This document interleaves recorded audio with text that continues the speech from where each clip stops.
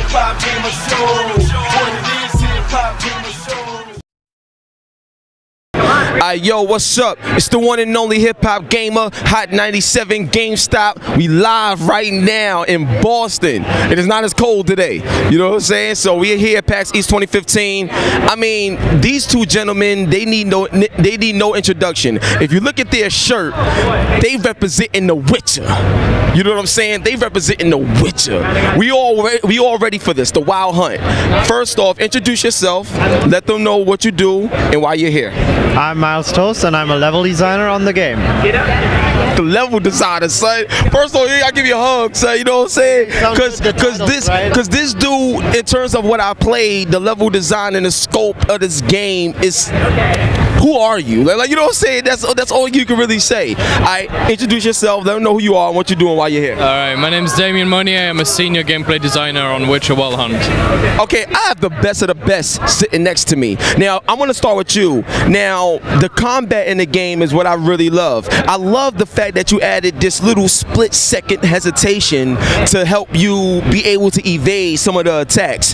What was the reasoning in adding that element? Because to me, I felt it made the fight, I felt like Floyd Mayweather when I was fighting, you know what I'm saying? Like I could see things before it happened or something like that. What was the purpose of that element? And also go into detail in terms of how you could go from just slicing and dicing to using your magic power, how intuitive it is. Right, well, to answer the first part, basically we did that because we wanted you to feel awesome without telling you, okay, without prompting you on screen, now dodge left, now dodge right. And the way we teach you this is you play through the tutorial area and you understand that when someone is doing this, he's about to hurt you, and then we do that slowly at first, and then once you get it, your brain is just, it's automatic. You just dodge, dodge, dodge, then slice, and you feel awesome. It's very rewarding. And also we listen to the fans wanted a system that is a lot more responsive, you know? So more animations, faster animations as well. Actually, when you played, you were only level maybe 2. Yeah, I was a low level. But it still felt good and it felt smooth. You know what I'm saying? And so the game still isn't done yet? No, actually, we still have quite a bit left to do. A bit of polish, but what you've been playing is just the beginning. It's a fraction of what we have to offer. So yeah, there's more animations for combat to unlock. More spells as well. You were talking about the spells, the signs, so you can you get a set at the beginning, but you can level these up as well. And it's all very smooth, very responsive. You know, the whole point is you see some bandits come in, chop head off, spell, one's on fire.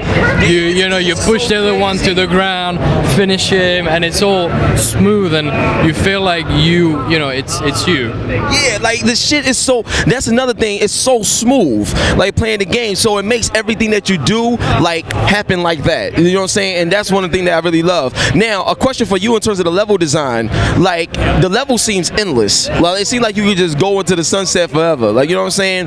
What were some of the challenges that you guys had to face making sure that the level design was something that was believable in this world so that people could get consumed by it? I think that's part of the reason why I feel people love this game and they're attracted to it. Yeah, that's something that we actually take a lot of focus on. Basically, when we place a village, we make sure that it makes sense to have a village there, right? This village that you might have, did you see the village in the gameplay? Yeah, I saw the village briefly, you know what I'm saying? But it looks crazy though, it's living. Next to a river, and there's a main road going past it, you know, and then there's this water mill. They make sure to use the resources they have around. Each village will have their own way of making food. We make sure that they have fields around it, you know, that they're believable in the place that they're in. We don't place a village just because we need a village here. We always make sure, like, hey, we have a mountain here, we can't put a village on the side. It's weird, right? People wouldn't do that. It's really hard. And if we ever have a situation where we go, okay, we have a village that is built on the side of a mountain, then we would think a lot, like, how would they do it and why? What is the reason? So maybe there's a lot of gold into the mountain and they need the resources, but then they kind of need a lot of wood to make the construction work and everything. So there's a lot of thought that goes into it, and also a lot of iteration. Like when we figure out, no, this doesn't make sense at all, then we need to scrap it and come up with a new way to make it a bit more believable. I can imagine what it's like working in the studio, you know what I'm saying, on this game day in and day out, night in and night out. Now, I want to talk about boss battles. Now, this is one of those games where I expect blood everywhere, heads rolling, like, you know, that's what I expect, like, from what I see in this game. What I wanted to ask you guys is, how do you build anticipation in this game when it comes to boss battles or those important moments in the story that resonate with the end user, so they could be like, wow, I really just experienced this? Like, you know what I'm saying? How do you guys capture that anticipation with this particular game, and what can we expect within boss battles when it comes to the power of Garrett? I know that, I mean, we don't call them boss battles actually in the office. It's just, it really depends what you consider a boss, you know. But if we take it from like, say, the biggest monsters that we have, right? If you're gonna hunt down, say, a griffin, you know, we build the anticipation by maybe first you have to track it and you see what it's capable of. So we'll maybe place some dead bodies, and that's something that Miles will be working on. And then after a while, it's actually like half a horse. So suddenly you're like, okay, that thing is powerful. Then you start seeing it, then maybe it escapes from you, and then at the end, I mean, the griffin in particular would probably go back to its nest, which is at the very top of a mountain. So you have to climb the mountain. You get to the top, you have the beautiful view, and suddenly it's you, him, there's bones everywhere. You take it down, chop its head off, attach it to your horse, go to your town, boom, where's my gold? Yeah. You saw the griffin at the beginning, right? And that's like a moment you go like, oh my god, that's a horrible creature. And you learn that you get this contract on it and you have to hunt it down, and you will see more of the destruction that it actually caused and learn more of its story in the village. And ultimately that will lead to you facing up to him. So you see how powerful this creature actually is way before you actually meet it. Yo, I love y'all, man. That is so crazy. It's like you utilizing the effects and the ideas of the game to build the anticipation, so it doesn't matter who you're fighting, it's what you're leading to. Oh, that shit is crazy. Okay, all right, so now my next question is this, and I'm not sure if y'all was ever asked this, but a lot of games, not just The Witcher, but a lot of games that I see, they make some incredible enemies, incredible big creatures. I see a lot of it all the time. Sometimes when I kill these people or these, you know, animals or something like that, I'm like, yo, this shit was epic. But sometimes I wish I could use them. Like, you know what I'm saying? Sometimes I feel like I wish I could use the enemies that I actually kill and stuff like that. So have you guys ever thought about or ever got like a fan request to where if there was a mode where you could select your favorite monster in Witcher, or somebody that's badass that's not the main character to use, whether it's a challenge mode or just something different, have you thought about like exploring that area or no? We haven't really thought about it, but there is a way actually of doing that in a way, because right, basically, I'll break it down. If you kill something in the game, right, most of our things will produce a smell, right? So, for example, we have some monsters that'll be attracted to fresh meat. Yeah. They'll be attracted to humans, maybe. They'll be attracted to rotten meat. Yeah. And so this smell will propagate and go to, let's say, maybe a kilometer. And if there are any monsters in that area, they will come and they will be attracted. So you could, to answer your question, you could utilize some monsters by killing a deer, maybe, because you know there's some ghouls in the background and they're gonna be coming. And you also know that there are some bandits coming after you. Actually, there actually also is a bomb for it that attracts monsters. I think, yeah, we have Yeah, actually you had, but that's the thing, we've created these systems that just, you gotta be smart about it, you gotta understand you are a Witcher, you gotta utilize your, the environment to your advantage, and there's also seemingly random things that happen around you. I know, Miles, you had an experience recently. You were playing the game and you had this thing with the bandits and... Yeah, Talk to I me, keep talk to me, let me telling know. that story because it just blew my mind. I'm not the AI designer or whatever, so I play the game and all these guys moving, that's also kind of amazing to me. So the other day I was riding on my horse when I saw some bandits on their horses approaching me, and I killed one of them when suddenly some creatures from the forest, they were like huge bugs, like Indriagas we call them, they approached from the forest, and the bandits' horses panicked and threw the bandits off, and then they killed the bandits, and I'm like, all right, nope. I turned around and ran away because You lie, yo, what? All right, hold up. You gotta hold the belt. You gotta hold the belt on that one. That was an amazing story, and I didn't even know The Witcher had that. That is crazy. You gotta hold the belt on that one. So I got another question. I got tons of questions, but I'm gonna try to go through this like pretty nice. So the next question I got comes from the level up system, like how you level up and get your powers. Now a lot of times when I play games, I love the level up systems, but sometimes I feel like when I level up, I feel like I'm leveling up wrong because I'm getting prepared for something that I'm not going to experience at some point in the game. So sometimes I feel like there should be some sort of like tutorial on how you should level up, because the way the game comes at you, you may level up something, but it's not going to help you at this particular point in time. And that's just certain experiences that I had. So how does your level up system work to make it adaptable to what you're going to experience as you get further in the game? I think that's an interesting question. It is an interesting question, but actually I think it's a world that adapts, because you can go anywhere. You can go anywhere. You can pick up. It's not like another linear game where it's like A, B, C, D, and we know that between B and C there is a guy that, I don't know, doesn't like fire, therefore it's a good idea to level up your fire spell. That's what I mean. But with this, it's like, you're a Witcher. If you focus, say, on spells, Igni, which is our fire spell, then you know, okay, I am really strong in this area. I know I can go, say, in a swamp, because swamp creatures, they love water, but they hate fire. So that's your strength. Because we can't force you to go anywhere. It's for you to think, what's my thing? Potions, okay.